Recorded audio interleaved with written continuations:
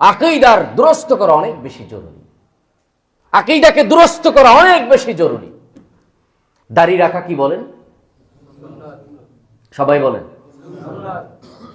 এখানেই তো সমস্যা।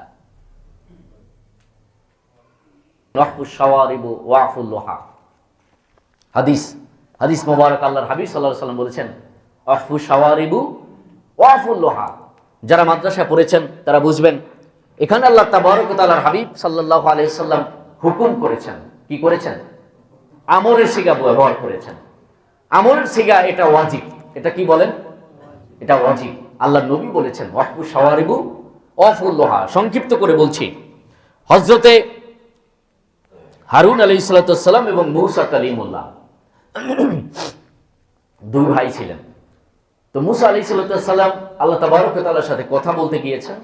কিছু সময় তিনি পাহাড়ে অতিবাহিত হয়েছেন। তখন আল্লাহ তাবারক ওয়া তাআলার আরেকজন পয়গম্বর তার ভাই হারুন, তিনি এই কওম এবং গোত্রের মানুষদেরকে ধরে রাখতে পারেনি। তারা আবার মূর্তি পূজা, অন্যায় অশ্লীলতার প্রতি ডুবে গেছে কিছু সংখ্যক মানুষ। তো মূসা আলাইহিস সালাম এসে খুব রাগ করলেন, বলেন আমি না তোমাকে দায়িত্ব দিয়ে গিয়েছিলাম, তুমি দায়িত্ব পালন করো না কেন? তখন হারুন আলাইহিস সালামের দাড়ি ধরে এরপরে মাইর শুরু করেছেন। দাড়ি এরকম ধরে কি করছে? পবিত্র কোরআন বলছে। আপনি বলেন তো দাড়ি কখন ধরা যায়? কথা বলেন না।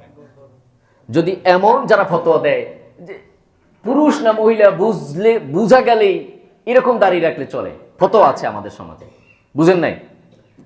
অথবা 40 গজ দূর থেকে যে দাড়ি দেখা যায় এমন দাড়ি রাখলেই চলবে, ফতোয়া, একদল ভাইদের ফতোয়া। এটা কি ফতোয়া বলে? এটা কি সুন্নাহ? সমস্ত নবী আলাইহিস সালামের দাড়ি ছিল বুক ভরা। সুবহানাল্লাহ বলেন।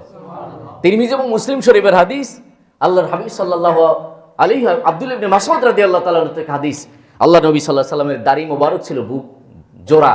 নাভির নিচে যদি আপনার দাড়ি চলে যায় তখন আপনি কর্তন করবেন। কিন্তু দাড়ি রাখার শর্ত হলো এক মুষ্টি, সেটা এভাবে এক মুষ্টি না, আপনি আঙ্গুল এখানে ঠেকিয়ে তারপরে এক মুষ্টি ব্যবহার করবেন।